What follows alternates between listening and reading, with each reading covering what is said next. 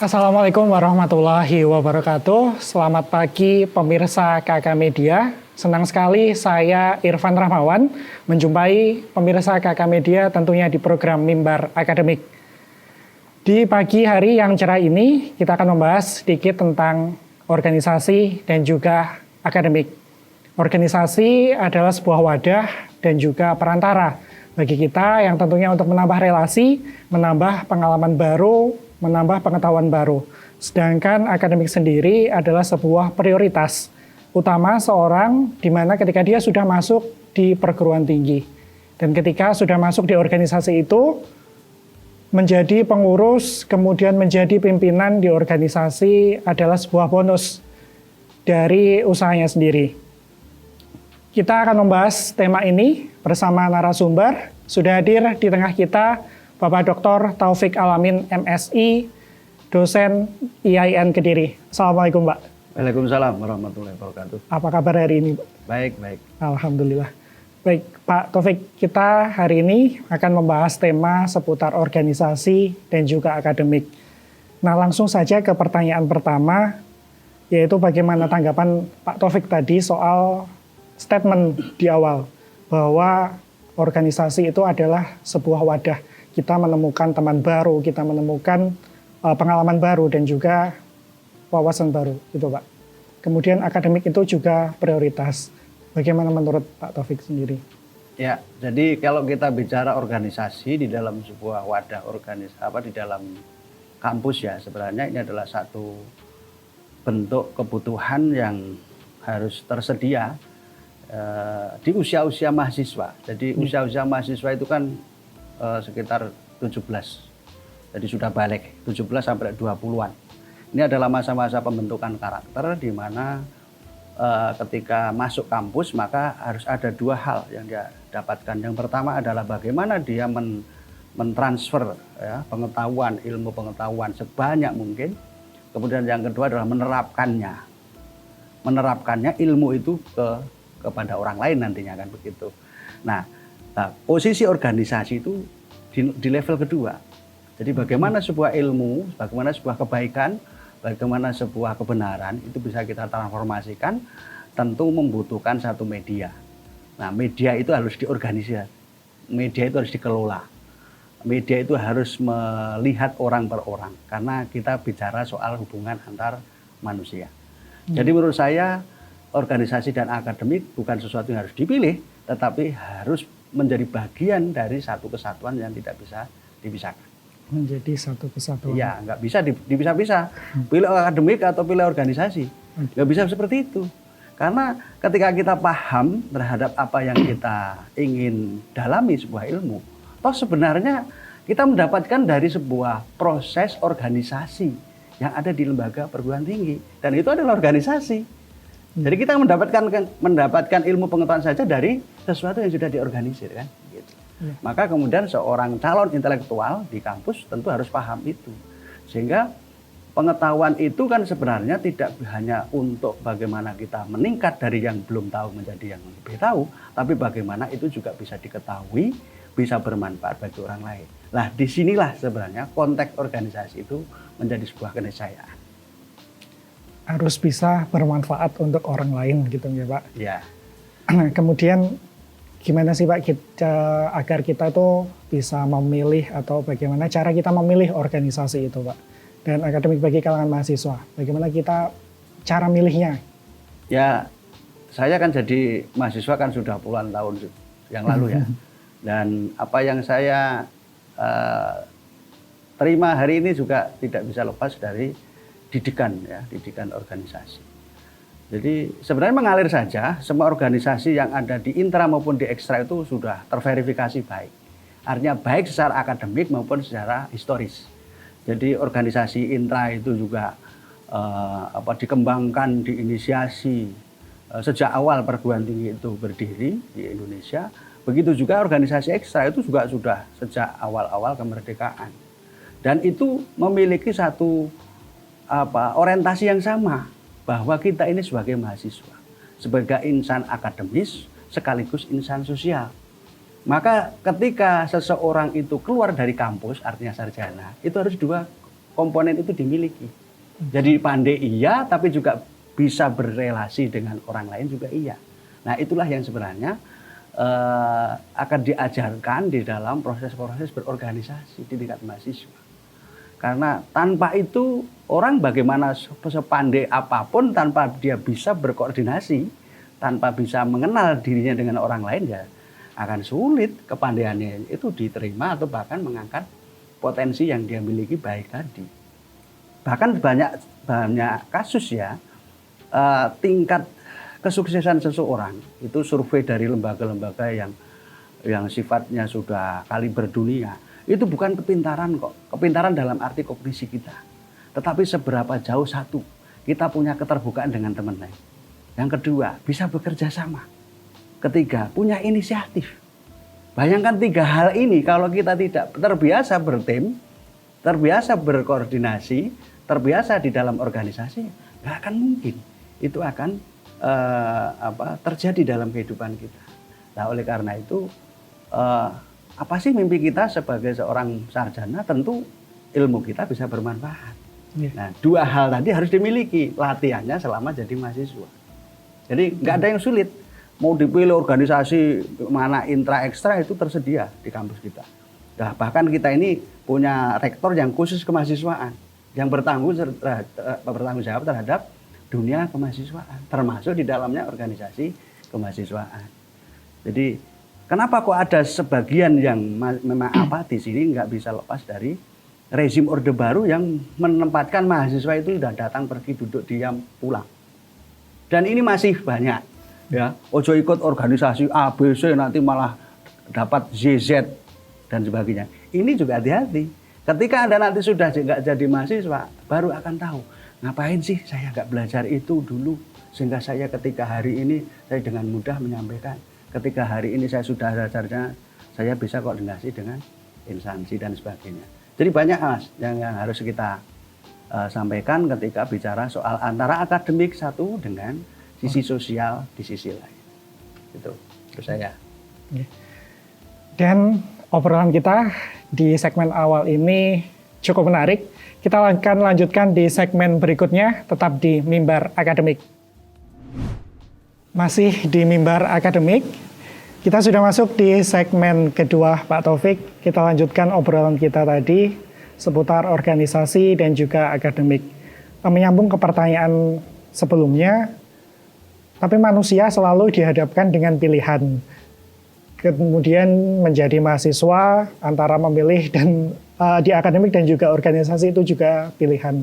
Pasti timbul kebimbangan-kebimbangan apa yang seharusnya dipilih dan bagaimana kita menganggap, apakah kita harus menganggap dua-duanya penting atau salah satunya. Kadang kebimbangan-kebimbangan itu muncul di benak mahasiswa. Menurut Pak Taufik sendiri. Ya, jadi tadi kita sudah sampaikan ya Mas Irfan, bahwa organisasi itu kita perlukan sebagai bahan pembelajaran ketika kita lepas dari kampus ya, setelah kita terjun ke masyarakat. Karena masyarakat itu akan lihatnya itu adalah bagaimana kita nanti memproses diri ya, bersama tentu kegiatan-kegiatan yang ada di sana. Baru kemudian tingkat pemahaman kita, tingkat pengetahuan kita itu bagaimana, itu baru kedua. Nah, soal bagaimana setiap mahasiswa akan dihadapkan seolah-olah 2 pilihan tadi ya. Ya karena memang kita harus akui sejak kita belum reformasi itu menempatkan kampus mahasiswa itu tidak lebih dari, ya pasti beda, tetapi waktunya itu sangat ini sekali ya, sangat terbatas sekali. Bayangkan sekarang mahasiswa harus selesai dalam 10 semester. Dan itu tiap semester harus memilih mata kuliah yang berhimpitan 24 SKS. Tentu mikirkan itu saja, tentu ya tidak ada waktu untuk yang lain. Bahkan mungkin untuk pacaran aja nggak ada waktu ya kan. Betul. Tapi anehnya juga, meskipun dengan sistem yang seperti itu kan pacaran juga jalan. Ada juga teman-teman kita yang juga ikut di organisasi juga bisa. Tapi maksud saya, situasi semacam itu memang akan selalu dihadapi oleh siapa yang jadi mahasiswa. Dalam periode kapanpun, tahun kapanpun. Nah, persoalannya nanti ketika kita dididik oleh organisasi, itu akan diarahkan untuk bagaimana memilih dan memilah skala prioritas. Itu yang tidak ada di bangku kuliah. Di bangku kuliah itu tidak diajari bagaimana presentasi yang baik, bagaimana mengelola sebuah forum itu dengan baik, bagaimana Anda bisa berdiri dengan baik selama bermenit-menit atau berjam-jam, itu tidak diajarkan. Karena itu belum lagi nanti menghadapi dosen yang harus diam, dia yang aktif, kan repot itu. Maka kemudian pilihannya adalah bagaimana setiap mahasiswa sadar bahwa waktu yang terbatas itu harus dioptimalkan untuk organisasi sekaligus untuk belajar atau untuk akademik. Kalau tidak, wah ini kesempatan nggak ada, wah ini waktunya nggak ada. Ingat, orang sukses itu bukan karena waktunya banyak. Orang sukses itu biasanya kegiatannya full tapi dia bisa menskala prioritaskan. Dia bisa mengatur waktu. Nah, ini proses pembelajarannya ada di saat-saat jadi mahasiswa. Teman-teman mahasiswa tidak lagi bisa berpikir, wah ini kegiatan satu semester ada 12 mata kuliah, ya sudah saya tekuni ini aja. Nggak bisa. Saya dari 16 tatap muka saya harus masuk, bagus. Tapi kan di situ juga maksimal 70%. 30% boleh digunakan untuk yang lain. Maka menurut saya, bagi mahasiswa yang nempuh mata kuliah saya, kalau masih 30% nggak usah izin. Itu hak Anda. Gunakan untuk hal yang baik di luar bangku kuliah. Itu adalah hak Anda. Lah kecuali, wah ini saya sudah terakhir Pak, saya sudah 4 kali sudah nggak masuk. Ya udah, mau nggak mau harus setiap hari tertentu harus ikut kuliah.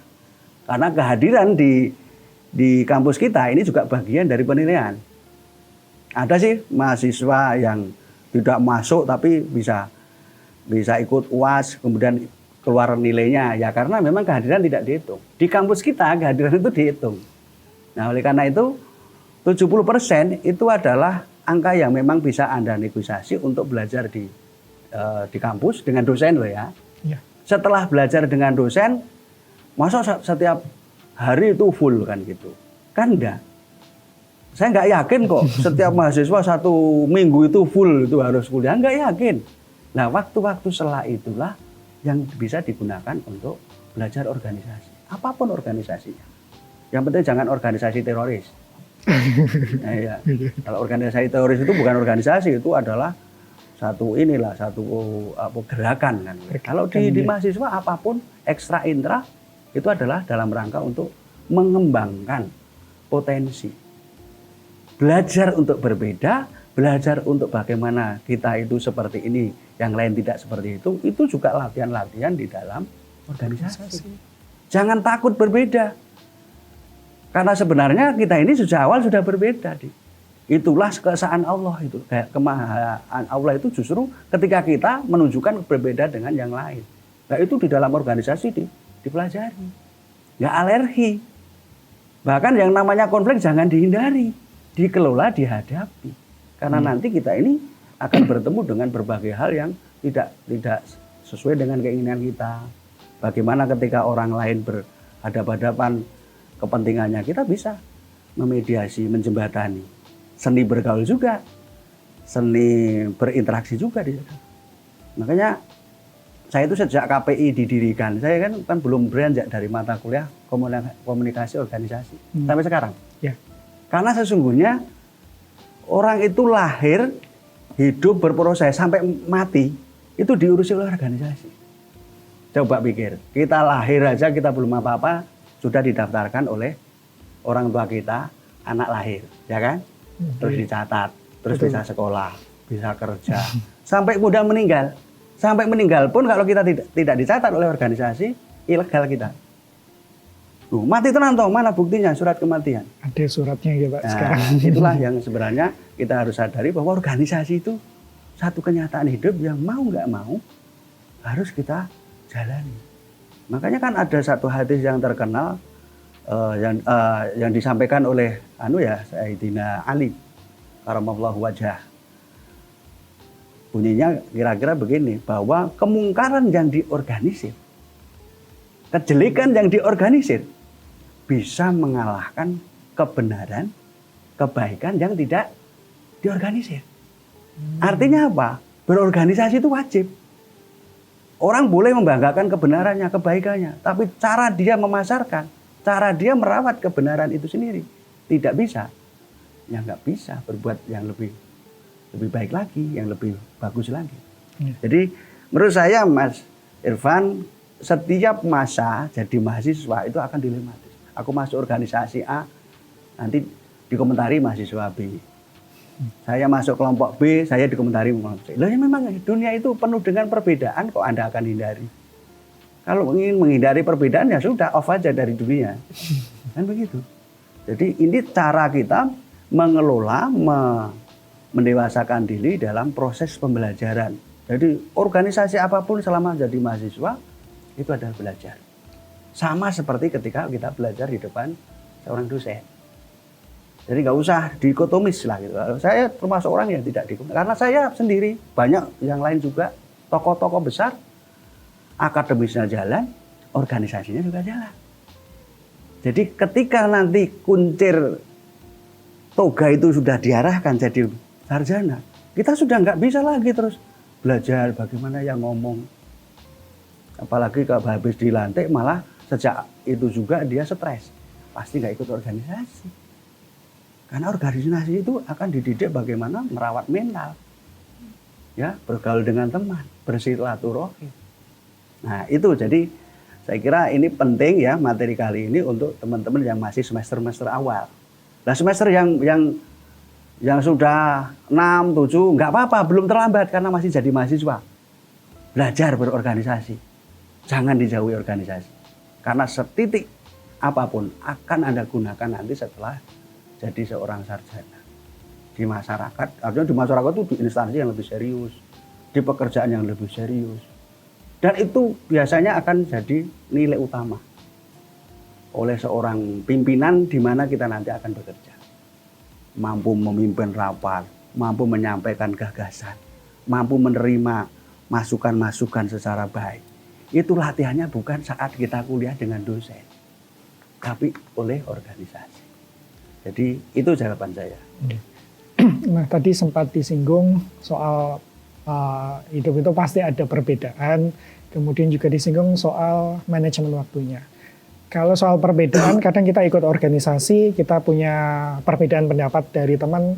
Sebenarnya kita pengen mengeluarkan itu, tapi kita takut dapat statement dari teman yang lain. Alah anak ini terlalu kritis dan ambis kalau kata Anda sekarang. Nah kemudian untuk memanajemen waktunya sendiri Pak, seperti apa? Supaya agar dua-duanya ini bisa jalan secara teratur dan beriringan. Ya memanajemennya ya udah itu, kewajiban pokok kita tiap hari itu adalah kuliah. Itu yang sudah kita setujui terhadap organisasi namanya kampus ya kan. Saya hari ini kuliah apa itu sudah nggak bisa. Karena awal-awal juga Anda pilih sendiri waktu pemrograman. Udah itu prioritaskan. Waktunya datang, waktunya nanti ada tugas kerjakan. Nah setelah itu apa? Sekian jam, sekian hari berikutnya itu Anda isi apa? Nah itulah yang sebenarnya ketika Anda harus isi dengan hal yang bermanfaat, berorganisasilah. Terserah organisasi itu mana. Kan Anda juga bisa memilih. Dan tidak setiap pilihan itu akan ada risiko. Artinya risiko, wah kamu kok gini, nggak seperti saya yang ini. Pasti. Nah itulah awal Anda proses pembelajaran di dalam memilih organisasi. Dan jangan takut bahwa kemudian Anda itu akan disisihkan karena tidak satu organisasi. Biasanya gitu, itu biasanya orang-orang yang tidak berorganisasi dulunya. Berarti menjauhi orang yang justru berorganisasi. Dengan menstigmatisasi bahwa jo melok-melok kayak lo yo, kayak kowe sampean gak dianggap koncone kan. Hal-hal semacam itu kontraproduktif karena setelah nanti Anda keluar dari bangku kuliah, Anda akan merasakan. Ya tidak semua orang itu akan ditentukan nasibnya pada proses mahasiswa. Tapi biasanya begini Mas Irfan ya. Yeah. Karena usia kuliah itu kan usia pembentukan sekaligus fondasi dasar. Seingat saya itu sudah 50 tahun nanti bulan Juli. Ketemu teman saya dulu, kakak kelas, adik kelas. Itu nggak akan nyimpang dengan pada saat saya kenal dulu waktu mahasiswa. Kalau toh dia tambah sedikit lah. kurang sedikit. Itu dalam hal mentalitas. Jadi tolong dijaga ini, tolong ini kemudian dikejar kalau malah ada merasa yang, wah aku sudah sekian tahun enggak belajar itu. Karena apa? Pembentukan mentalitas saat mahasiswa itu penting sekali. Karena nanti itu akan menjadi modal Anda di dalam merubah dan menyongsong nasib ke depannya. Jadi mentalitas itu akan menentukan nasib. Ya, tidak hanya soal rezeki dalam arti hal-hal yang sifatnya material. Nasib Anda akan ditentukan oleh bagaimana mengelola masa-masa emas selama mahasiswa ini. Itu bagaimana? Maka jangan banyak perhitungan, jangan banyak pertimbangan kalau mahasiswa menurut saya. Kok salah ya disalahnya? Apa sih disalahnya sing kalong? Paling ya isin tok. Lah ngapain harus isin? Wong kita masih mahasiswa. Jadi mahasiswa itu kalau salah wajar, tapi salah yang berangkat dari masa mencoba dan mencoba. Jangan takut jadi mahasiswa. Saya itu paling puas kok selama jadi mahasiswa. Kenapa nggak puas? Karena saya bisa kenal teman-teman di luar jurusan saya. Saya bisa memberi arti bagi teman-teman satu angkatan misalnya. Itu yang diajarkan organisasi. Dan kalau sudah organisasi itu tidak memaksakan kehendak, Mas. Ya, tidak memaksakan kehendak, nggak gampang ngutungan. Itu yang belajar berorganisasi benar. Tapi kalau enggak kan diukur, wah itu kogek, saya nanti terus gini. Nah, belajarlah organisasi, nanti akan dilatih. Latih itu tidak seperti kita diklat begitu ya, tapi berkomunitas, mengadakan acara dengan parameter sekian, Anda akan belajar dengan sendiri. Tidak seperti di kelas. Di kelas kan kadang dosen dominan ya. Di organisasi enggak. Proseslah yang nanti akan menentukan dengan teman-teman yang di dalam organisasi itu. Makanya saya yakin ini semua ya teman-teman yang ada di kampus IAIN ini ya semuanya masuk organisasi. Tapi kadang posisiku hanya sekretaris, posisiku hanya seksi ini. Terus nggak dioptimalkan itu saya. Karena sebenarnya organisasi itu melatih kita apa kewenangan kita, apa hak dan kewajiban yang kita harus tunaikan. Itu sebenarnya latihannya di situ. Nek aku jadi ketua, ngomongku beda ketika saya jadi bendahara. Kalau saya jadi sekretaris, saya tentu tidak bisa ngomong itu ketika saya hanya anggota biasa. Itu latihan organisasi yang luar biasa. Bukankah itu juga kita temui nanti di dalam kehidupan? Kenapa kita harus seperti itu? Karena organisasi terkecil kita adalah keluarga. Bapak itu sebagai apa kita paham. Ibu kita sebagai apa paham. Kita sebagai anak itu kita paham. Akhirnya komunikasinya juga khas. Nggak ada kok bapak ibu wis waleh, saya gantian sampai jadi anak, aku jadi bapak. Kan nggak bisa. Nah, kita juga di luar begitu. Kita nggak bisa keluar dari ranah organisasi karena kita ini ada di dalam sebuah negara. Jadi ini poin mendasar sekali. Organisasi jangan hanya dilihat itu ekstra, intra, ini panitia atau apa. Itu hanya bentuk-bentuknya. Tetapi dari semua itu adalah melatih diri kita untuk bertanggung jawab terhadap apa yang kita kerjakan. Dan bertanggung jawaban itu tidak hanya melekat di diri kita, tapi pada orang lain yang memberi amanah. Nah itu yang belajarnya di situ Mas Irfan ya. Jadi kita akan dituntut itu. Nanti kan juga akan berkeluarga toh.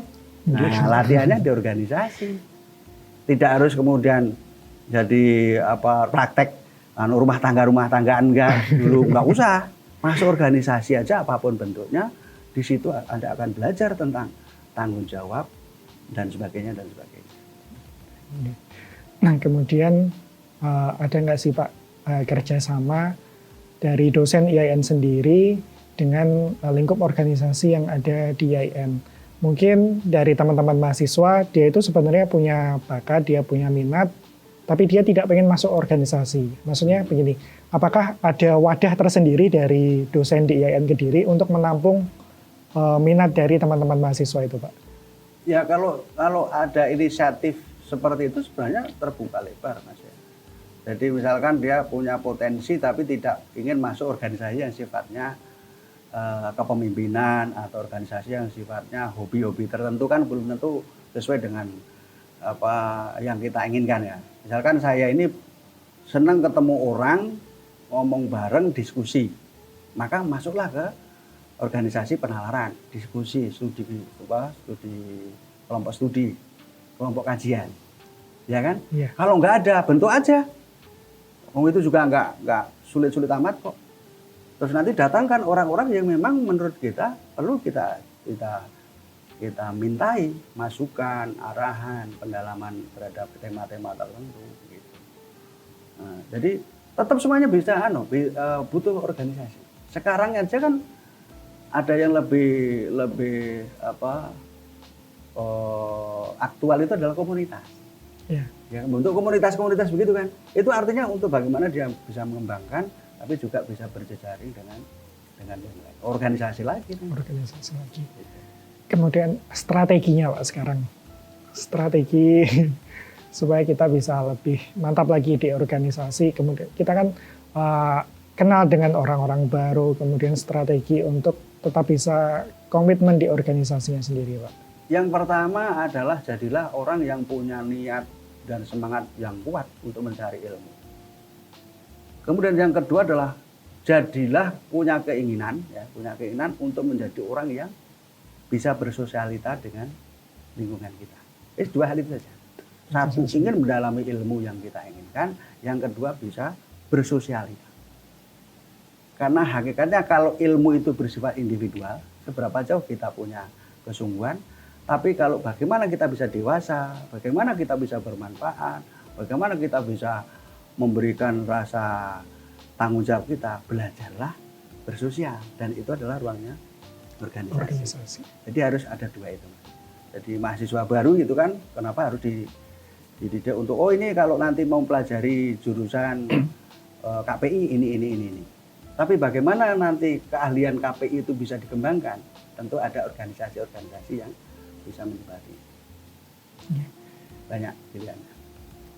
Ya, pemirsa KK Media dan juga Pak Taufik, kita akan lanjutkan perbincangan kita di segmen berikutnya. Tetap di KK Media di program Mimbar Akademik.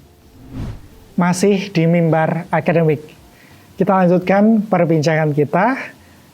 Setelah kita tadi banyak membahas seputar di organisasi, kemudian strateginya, dan bahwa kehidupan organisasi itu juga sangat-sangat penting.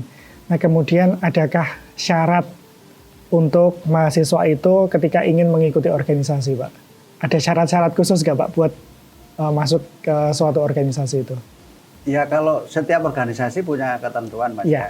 Artinya syarat-syarat kualifikasi tertentu, tetapi sepanjang jadi mahasiswa tentu semua organisasi itu akan sesuai dengan posisinya, posisi di mana anggota ini akan masuk. Jadi kalau organisasi kemahasiswaan tentu dia akan memiliki satu karakter ruang lingkup yang tidak jauh dengan dunia kemahasiswaan. Tapi kalau itu Anda masuk di organisasi yang tidak secara khusus mengurusi anggotanya yang kemahasiswaan, tentu kemudian nanti akan banyak bertabrakan, dalam arti nanti kita harus ngatur lagi dengan kegiatan di mahasiswanya. Ya.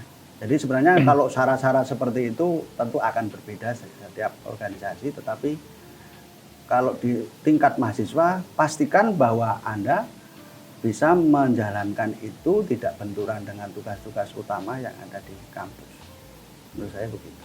Yang penting bisa beriringan. Iya, gitu, beriringan. Dan itu memang nanti lagi-lagi meskipun jadwalnya itu berimpitan aja, kalau kita tidak pandai mengatur juga nggak akan bisa. Jadi harus dicoba. Iya. Gitu kan. Apalagi terus sama-sama penting. Aduh, ini mau mendatangi rapat atau mendatangi kuliah nih. Nah, kalau kuliahnya masih belum pernah bolong, udah kuliah kapan nanti kan bisa gitu kan. Atau nanti saya pinjam teman baca buku dari apa yang kemarin disampaikan dosen. Gitu. Saya boleh-boleh aja kalau memang Anda punya tugas yang harus menyampaikan satu laporan di hadapan pengurus organisasi. Kan begitu akhirnya. Ya. Jadi bisa seperti itu. Nah, kemudian terkait dengan tema yang kita angkat, pasti juga ada pro dan kontra, baik di kalangan mahasiswa sendiri maupun dari orang tua mahasiswa. Dalam artian pro kontranya, saya mahasiswa, saya ikut ini, pasti nanti ada nilai lebih.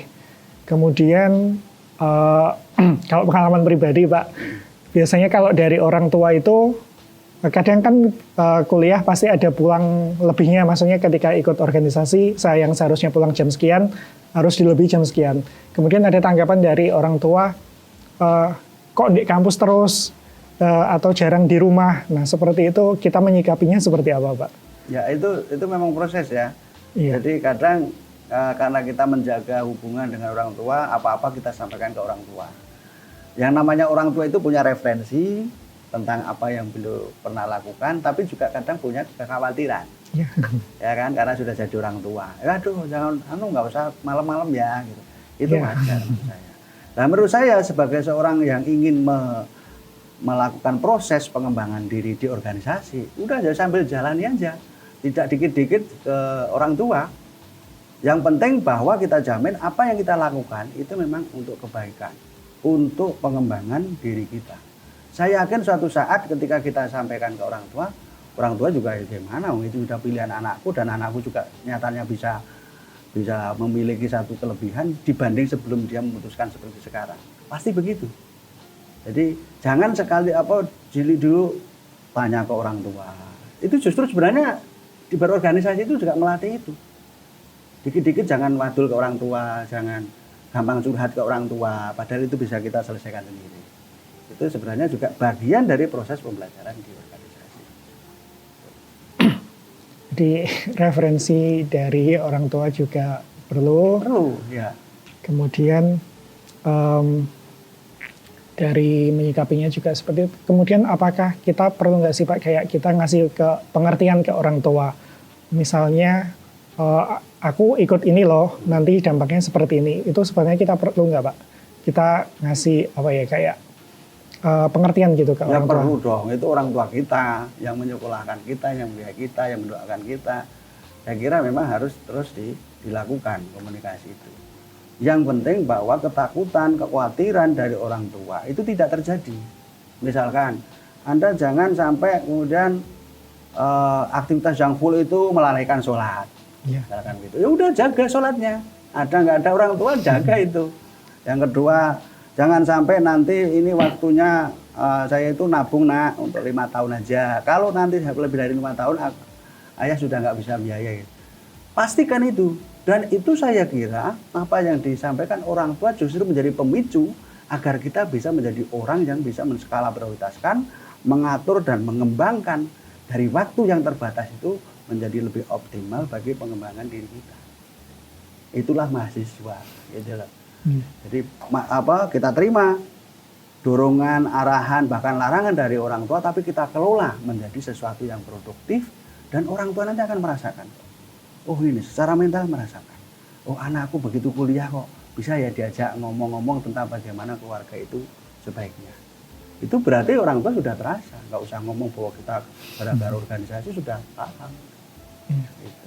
Bahkan nanti kalau sudah ini calon saya mak, ini udah yakin, udah aku udah percaya kamu sejak semester 1 kamu sudah belajar untuk jadi orang dewasa. Saya percaya atas keputusan. Itu organisasi yang bisa.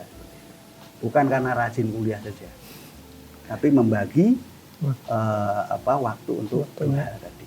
Ya. Kemudian kita sudah memilih pilihan itu, pasti timbul dampak positif dan juga negatif. Nah kemudian sebenarnya seberapa spesifik sih Pak dampak positif dan juga negatif ketika kita ikut dan tidak ikut di organisasi? Masing-masing punya risiko, ya pilihan. Jadi kalau kita tidak berlatih sepeda, tentu jangan membayangkan Anda bisa balapan sepeda.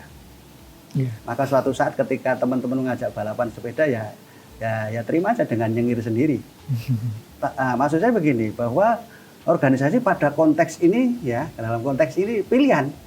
Kalau tadi sebenarnya hakikatnya menyatu ya antara kebutuhan individual kita sebagai orang yang haus ilmu, tapi juga bagaimana mengorganisir kebaikan yang kita miliki itu untuk bisa bermanfaat lebih luas. Itu juga suatu hal yang nggak bisa terpisahkan. Tapi kalau toh kemudian itu dalam proses yang umum, ini memang pilihan. Artinya kalau orang yang apatis sejak di bangku kuliah sampai kemudian lulus, ya tentu resiko-resiko kemudian nggak kenal temennya di luar yang dia kenal, itu adalah bagian dari. Kemudian yang kedua, sebenarnya di organisasi itu sudah diajari untuk bagaimana memanage perbedaan. memanage konflik.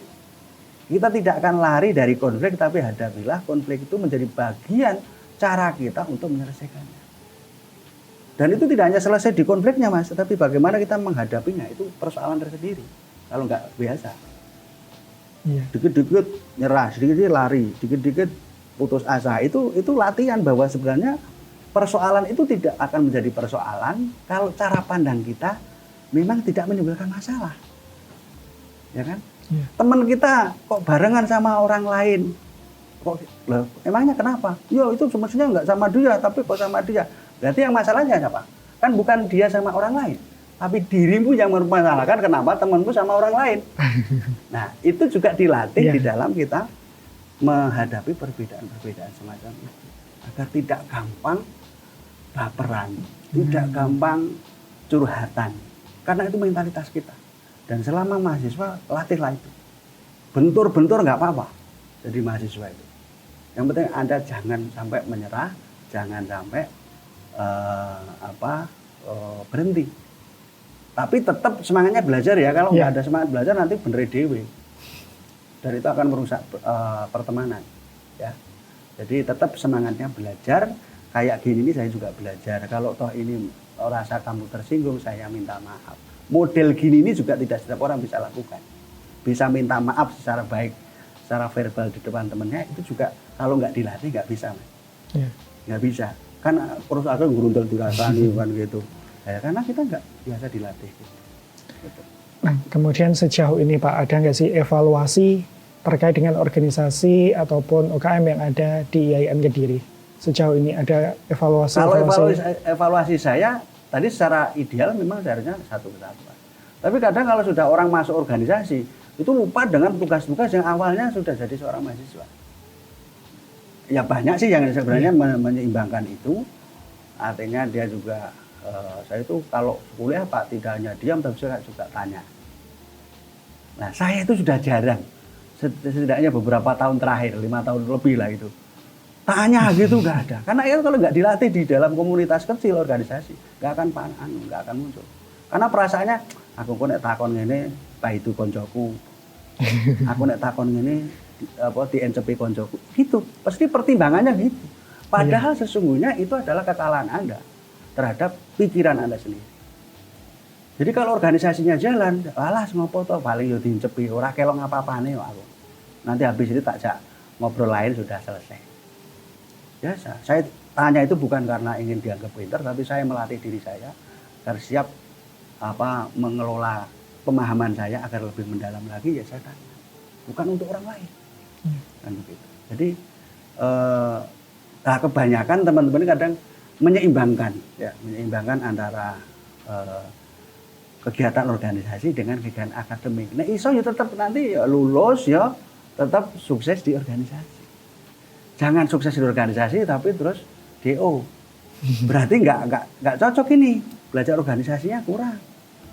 Karena jangan sampai menghipnotis. Apapun bisa menghipnotis. Pacaran aja bisa kok. Ya kan? Pacaran terus menerus tapi nek kon ngerampung nih kuliah rasa-rasan. Ya berarti dia harus belajar memanage waktu. Jadi kalau evaluasi terhadap teman-teman yang di organisasi kadang-kala seperti itu. Saya dulu juga begitu. Apalagi di zaman Orde Baru belum reformasi, lulus ki wis ra enek harapan. Mau kerja apa sih? Kita di stigma. Karena punya demo mesti gak dikasih kerjaan sama negara. Terus akhirnya ya sudah.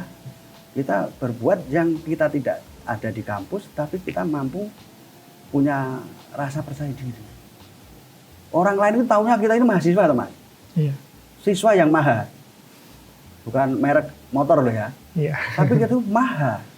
Jadi kita harus bagaimana kita secara mental keberanian itu ada. Nah ilmu itu sudah diwaca dewe. Apalagi sekarang akses informasi Google dan sebagainya terbuka luas. Tapi untuk bagaimana kita ini menjadi orang yang pede, orang yang punya kemampuan ini yang saya kira penting ya. Yang itu salah satunya menjadi bagian dari kehidupan organisasi dan kemahasiswaan. Gitu. Oke, kita akan lanjutkan pembahasan kita nanti di segmen terakhir. Jangan kemana-mana, tetap di Mimbar Akademik. Ya, kita sudah sampai di segmen terakhir, tentunya masih di program Mimbar Akademik. Pak Taufik dan juga pemirsa KK Media, kita sudah sampai di penghujung acara, jadi terakhir adalah harapan sekaligus pesan dari Pak Taufik, baik secara pribadi maupun mewakili instansi YIN Kediri terkait untuk atau teman-teman mahasiswa agar bisa seimbang dalam memilih akademiknya dan juga organisasinya. Ya, Mas Irfan, terima kasih kepada para pemirsa KK Media, utamanya para mahasiswaku YIN Kediri, bahwa masa-masa emas ini ayo gunakan waktumu, tidak hanya datang dan pergi dari kampus untuk melakukan kuliah, tapi isi waktu-waktu yang produktif untuk berkomunitas, berorganisasi, mengasah kita bersosialita, dan berlatih bertanggung jawab secara sosial. Karena ini Anda nanti akan menjadi makhluk-makhluk sosial yang pertanggungjawabannya tidak diukur dari niat dan kerentek hati, tapi baik dan tidak itu ditentukan oleh kesepakatan bersama. Nah, itu latihannya di organisasi. Itu yang pertama. Yang kedua, organisasi itu kan hakikatnya adalah sebuah organisme. Ya, organisme itu diambil dari ilmu bidang biologi, bahwa kita ini adalah makhluk hidup yang tidak bisa mencukupi kebutuhan kita secara tersendiri. Maka kita harus pandai-pandai bekerja sama dengan orang lain. Untuk apa? Untuk memenuhi kebutuhan kita. Dengan berorganisasi kita bisa menyelenggarakan sebuah kegiatan yang tentu kemudian outputnya bisa kita rasakan sebagai bagian dari upaya memenuhi kebutuhan kita. Nah, kebutuhan manusia itu kan semakin tinggi, semakin besar, maka diperlukan rangkuman cara bersosialisasi yang lebih besar lagi. Dan itu baru bisa dilakukan ketika masa-masa seperti mahasiswa ini dimaksimalkan untuk ruang latihan.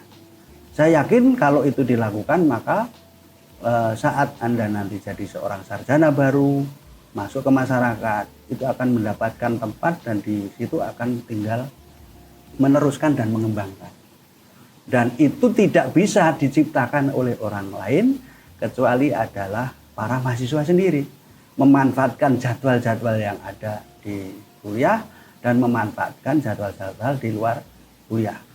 Dengan begitu, antara organisasi sebagai sebuah kebutuhan kita hidup bersosial, dengan ilmu yang nanti juga akan kita jadikan sebagai sandaran kita di dalam kehidupan selanjutnya, adalah sesuatu yang menyatu.